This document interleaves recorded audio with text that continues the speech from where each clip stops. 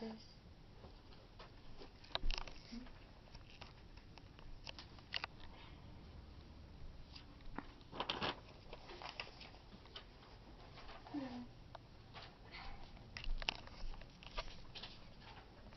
Okay, today I'll be talking about vaccinations and autism and how there are no links between the two.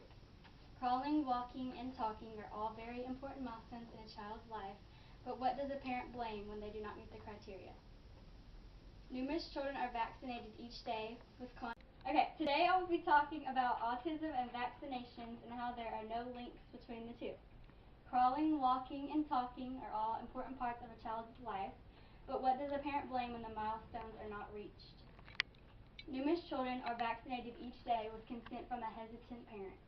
More and more children are receiving vaccinations as necessity grows, but parents are starting to question the outcome and reliability of each injection. Even though the number of diagnosed autistic children has risen as well, doctors have not found any links between the vaccinations and the diagnosis. Before the 19th century, parents believed that a preservative that was mercury-based called Thermosol was the reason for the diagnosis in autistic children. Without testing the reliability of the Public Health Service and Academy of Pediatric Agency, they decided to perform a thorough investigation on the mercury-based preservative Thermosol and found no link as well. Even with that proven fact, the Academy of Pediatrics and the Public Health Service Agency still decided to remove any traces of Thermosol from all vaccinations. However, with the agency's effort to prove the safetiness of their vaccinations, they still question how safe they really are.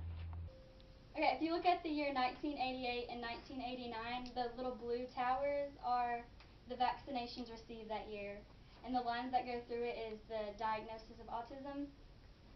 And then 1989 and 1988 had the lines obviously halfway through, which meant there was really no links.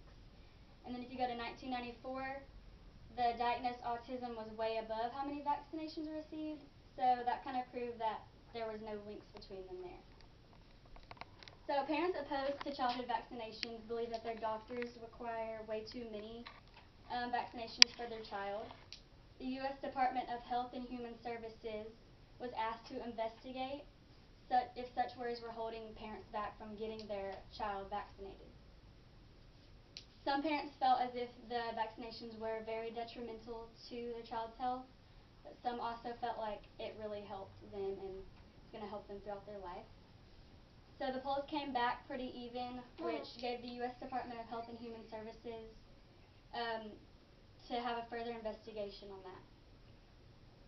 On the other hand, researchers found that not getting vaccinations could potentially give rebirth to other diagnoses and illnesses that have been eradicated for quite some time.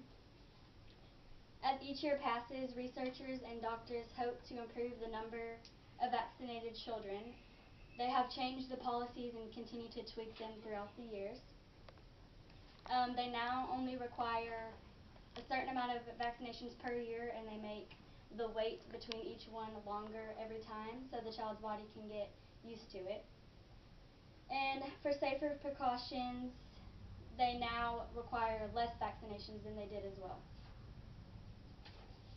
In conclusion, many changes have been made to the vaccinations policy for children, and they're also working on the ones for adults as well, just to make sure there's no links. And Thermosol has been removed from all vaccines since it was mercury-based. And like I said, the doctors do now suggest having longer periods between each vaccination.